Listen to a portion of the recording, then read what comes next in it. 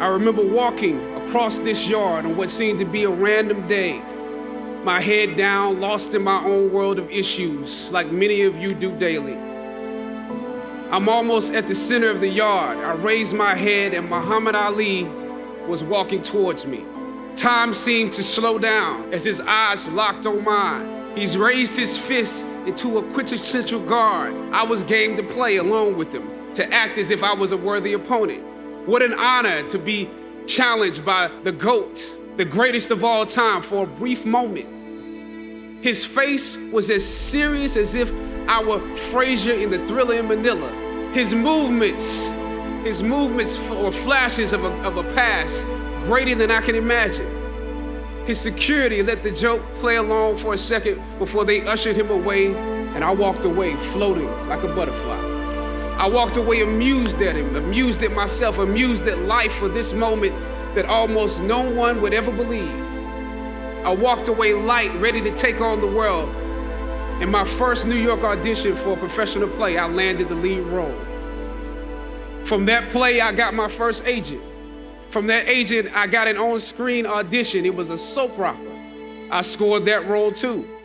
I felt like Mike Tyson when he first came on the scene, knocking out opponents in the first round. Once I saw the role I was playing, I found myself conflicted because this role seemed to be wrapped up in assumptions about us as Black folk. The writing failed to search for specificity. It was just my luck that after filming the first 2 episodes, execs of the show called me into their offices and told me how happy they were with my performance. I decided to ask them some simple questions about the background of my character, questions that I felt were pertinent to the plot. She said, "We are more than happy to connect you with the writers if you have suggestions." I was let go from that job on the next day. My agents at the time told me it might be a while before I got a job acting on screen again. I'm more of a writer-director anyway, so forget their stories. I can tell my own stories. We're hesitant about sending you out to some people right now because there is a stigma that you're difficult. As conflicted as I was before I lost the job, as adamant as I was about the need to speak truth to power, I found myself even more conflicted afterwards.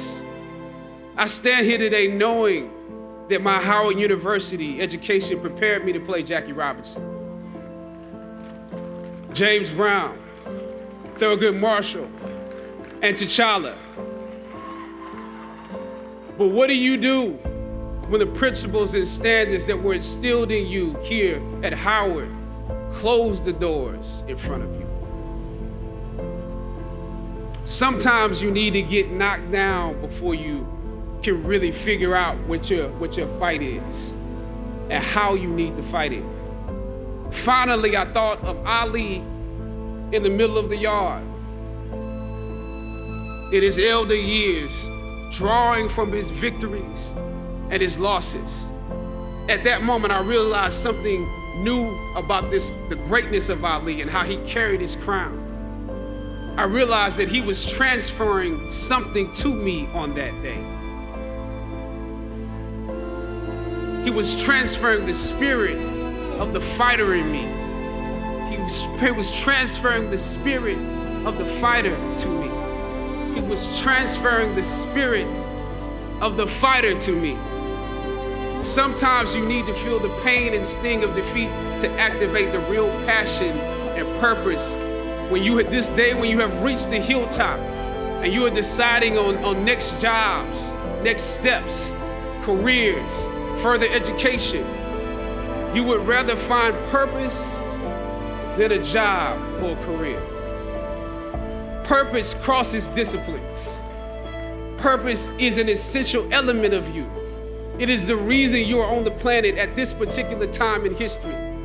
Your very existence is wrapped up in the things you are here to fulfill.